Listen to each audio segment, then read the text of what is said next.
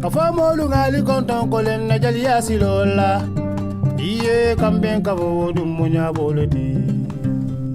Monsieur Seydou Diop, vous êtes l'un des Sénégalais de l'extérieur qui vivait ici en France. Est-ce que vous pouvez nous parler de votre parcours? Quand est-ce que vous êtes arrivé en France? Oui, avant tout, bonjour. Moi, je suis arrivé en France en 1976. J'ai vécu toute ma vie en France. J'ai travaillé dur, me réveillé le matin de bonne heure, surtout dans les années 70. La neige, on se réveille le matin de bonne heure. On s'est sacrifié toutes nos vies. Si vous voulez, je peux dire même, nous les gens de diaspora, on est des sacrifiés.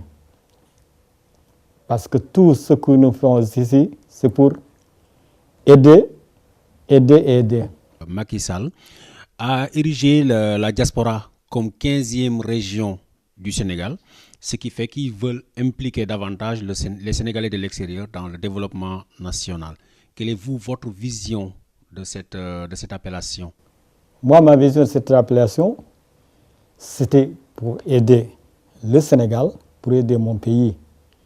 C'est ça qui m'a rendu même ici depuis des années. C'était pour travailler, aider.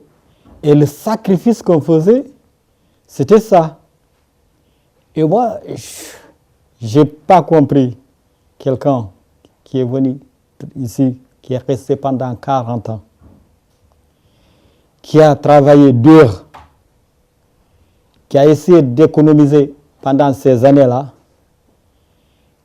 et avoir économisé quelque chose et revenir chez lui pour essayer de dépenser et investir. Et je construis ma maison. Oui, on va en venir à votre maison. Je crois que c'est l'objet aujourd'hui de votre révolte, comme vous l'avez dit. Vous avez investi de l'argent au Sénégal, croyant à un possible retour des Sénégalais qui investissent au Sénégal. Et du jour au lendemain, vous vous êtes réveillé avec votre maison qui est réduite. Comment est-ce que vous avez appris ça? Comment vous le vivez? Avant tout, moi, la maison qu'on a détruite, je l'avais acheté le terrain depuis 2013. Je l'ai construit en 2015. Pendant que je construisais, on ne m'avait jamais dit, là où je construis, il y a un litige. J'ai de mes papiers, j'ai construit ma maison, jusqu'à ce que j'ai terminé, et j'ai R+2. Et voilà, je devais même déménager ces jours-ci, parce qu'à l'époque, ma femme me disait, voilà, vous pouvez déménager tout. J'ai dit, non, j'attends qu'on amène de l'eau et l'électricité. C'est ça que j'attendais pour aller déménager. Voilà, un jour, on m'appelle. On me dit, monsieur, ma femme m'appelle. Elle me dit, voilà votre maison qu'on a détruite. J'ai dit, pourquoi? Elle m'a dit, il y a des gens qui sont venus détruire notre maison.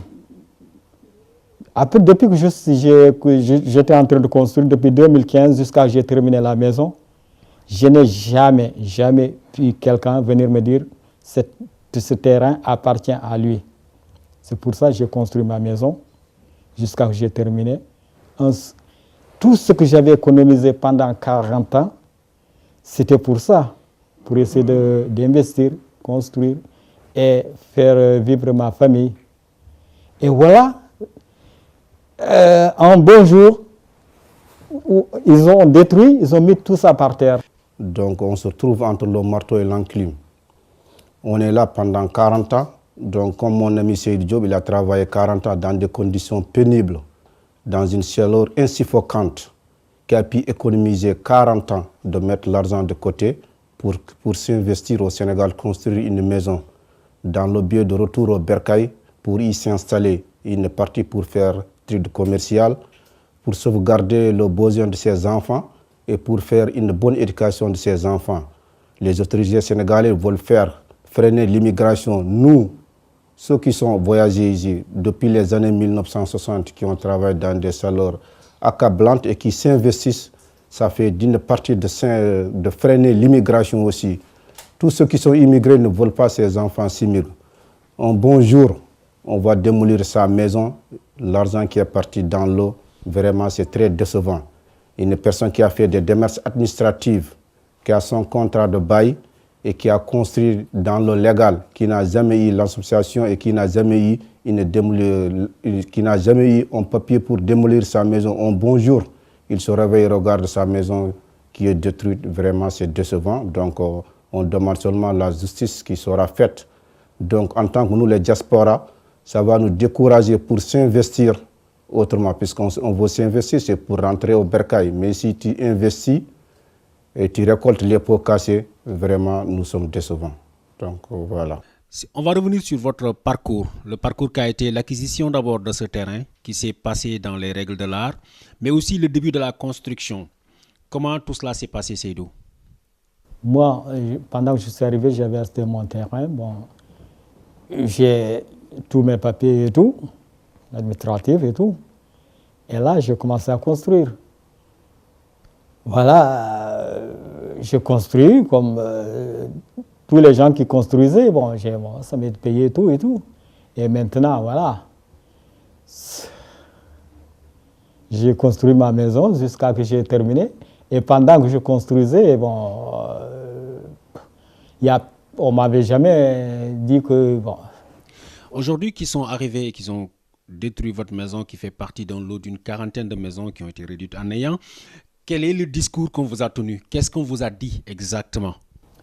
Oui, j'ai entendu à la télé dire que voilà, les gens qui ont construit n'avaient pas de droit de construire et qu'on les avait avertis. Et moi, on ne m'a jamais averti. Parce que j'étais entre le Sénégal et la France. À chaque fois que je rentre en France, il y a ma femme et les masses qui sont là en train de construire. Je n'ai jamais eu de lettre, je n'ai jamais eu d'avertissement. Donc voilà, ils ont dit qu'ils nous ont envoyé des lettres. Ils ont dit qu'ils vont prouver qu'ils nous ont envoyé des lettres. Mais on verra ça s'ils nous ont envoyé. Parce que moi, je n'ai jamais reçu de courrier comme quoi il ne fallait pas construire. Mais est-ce qu'on vous a dit les raisons pour lesquelles ces maisons ont été réduites? Est-ce qu'elles appartenaient, le terrain appartenait à un individu, à l'État, à des privés, à un groupe de pression? Le terrain qu'il vous arrache des mains aujourd'hui, c'est pour le donner à qui?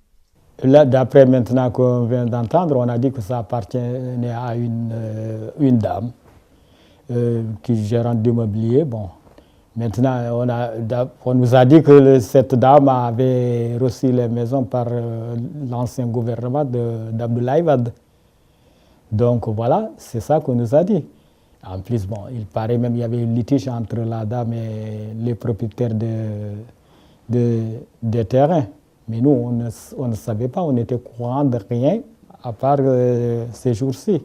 Voilà. Mais avant qu'on passe à une exécution, c'est-à-dire à la destruction de ces maisons, est-ce que vous êtes passé par la cage tribunal, par la cage justice pour qu'on en arrive là?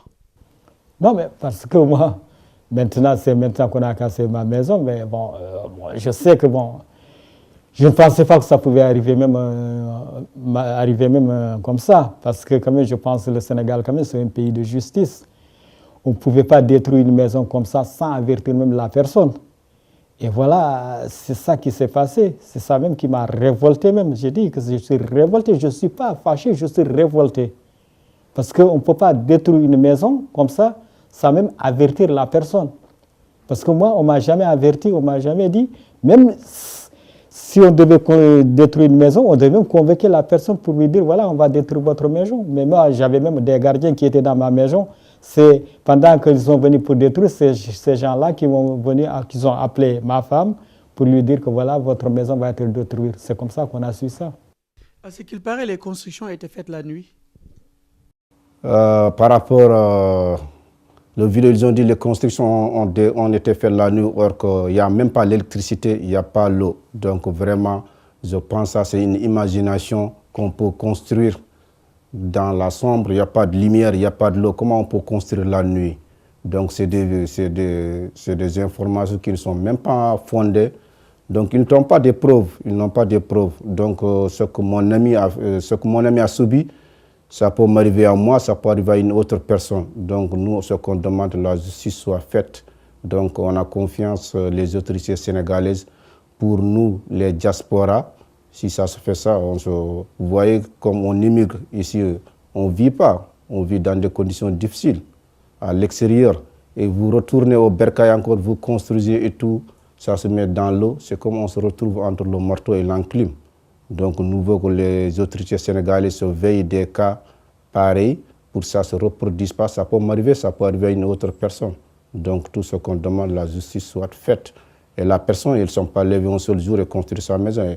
Il a suivi toutes les démarches administratives. Donc pendant 5 ans, il n'y a personne qui est venu dire ici c'est un terrain illégal. Ils n'ont pas reçu ni papier. En même temps, le maire n'était même pas averti, le chef de quartier n'était même pas averti. Un bonjour, tout le monde se réveille et se voit les maisons qui sont détruites. Donc on demande justice qui sera faite. Et il n'a là maintenant retourné au Sénégal, il n'a même pas où dormir. Il n'a même pas où dormir. Puisqu'il était prêt que toute sa famille s'installe dans la maison quelques jours. Mais là, il rentre au Sénégal, il va dormir où? Sur la rue. C'est décevant quand même. Aujourd'hui, Seydou, au niveau de, on va le préciser, le quartier, c'est à Tivaouane Peulh. Quelles sont les informations qui vous proviennent de cet endroit? Qu'est-ce qui est en train d'être fait? Maintenant, bon, c'est vrai, je remercie le maire, parce que le maire quand même nous a aidés, nous a dit quand même qu'il n'était même pas au courant de ça. Bon, maintenant, qu'est-ce qu'on fait? On est en train d'attendre. Le mal est fait déjà. Et maintenant, qu'est-ce qu'on fait? On ne va pas se laisser faire quand même. Je crois que le Sénégal, c'est un pays quand même de droit. On va essayer de passer par le droit. La personne qui a cassé, peut-être, elle a plus de droits que nous, mais on verra qu'est-ce qu'on va faire. Mais on ne va pas se laisser faire quand même. Quand on est Sénégalais de la diaspora, surtout ces derniers temps avec l'érection de la diaspora en 15e région et l'appel du pied que fait le président de la République aux Sénégalais de la diaspora nous invitant à venir investir au Sénégal, quel message pensez-vous qu'ils transmettent à travers des actes comme cela? Oui, moi je pensais, l'acte qu'il avait fait, c'était pour nous encourager. Parce que si on nous dit, voilà, la diaspora c'est la 15e région, ça nous faisait plaisir quand même. Parce qu'on a dit, voilà, les raisons qui nous poussent même à investir. Et c'est pour ça même, pendant que j'ai vu ça, j'ai dit, voilà, tout ce que j'avais économisé, voilà, je vais essayer d'investir. Bon, vous savez, pour construire une maison, c'est comme un investissement quand même. Parce que on fait travailler des gens quand même pour construire une maison. Ça fait travailler, ça fait nourrir des gens aussi. Mais voilà, un seul coup, on détruit, c'est parti en néant. C'est ça qui m'a fait mal. C'est d'où sur le plan personnel. Je crois savoir qu'en faisant cet investissement, c'était non seulement espérer avoir une retraite tranquille au Sénégal, mais aussi investir dans autre chose qui permettrait à votre famille qui est à Dakar de pouvoir avoir des ressources. Aujourd'hui, comment le père de famille que vous êtes vit cela? Non, mais je vis mal parce que moi, j'ai dit que je suis arrivé en France depuis 1976. J'ai travaillé dur matin et soir pour économiser cet argent. Et j'avais envie d'abord, moi qui vous parle, je suis même retraité. J'avais construit une maison pour aller quand même me reposer en travaillant 40 ans en France. Je me suis dit, voilà, c'est maintenant que je devais quand même aller me reposer. Et j'ai construit la maison pour être avec ma famille, pour essayer même d'investir faire autre chose. Maintenant, voilà, on vient de détruire même ma maison que je devais être logé. Mais comment je vais avoir même le courage même d'investir autre chose? Déjà, je n'ai même pas maintenant où loger. Vous voyez? Quel est votre message à l'endroit des autorités étatiques, aussi bien étatiques que judiciaires? Moi, l'endroit, c'est que la justice soit faite, parce que moi, je ne comprends pas comment un privé, je ne sais pas l'État même, je pense que c'est un privé qui vient détruire les maisons des gens qu'ils ont construites. Comment ils ont reçu l'ordre de détruire nos maisons. Et ça, je ne comprends pas. Surtout dans un pays comme le Sénégal, quand même, c'est un pays de droit. Et sans avertir des gens, sans rien. Et là, c'est ça qui me choque. Et maintenant, on attend. On va voir. Nous, on est là. Même je suis fâché. Mais nous, on va passer par le droit. Voilà. Qu'est-ce que je dois vous dire? Bon courage ou merci? J'ai besoin de tous les deux. J'ai besoin de merci, j'ai besoin de bon courage parce que ça fait mal. Ça fait mal. Je sais que je ne suis pas le seul. On est quand même nombreux. D'après ce que j'ai entendu, parce que pendant que la maison est cassée, j'étais là en France. Je suis là en France. Donc il paraît même qu'il y a une 40aine de maisons qu'on a détruites. Donc je ne suis pas le seul. Maintenant, voilà, on verra. Merci.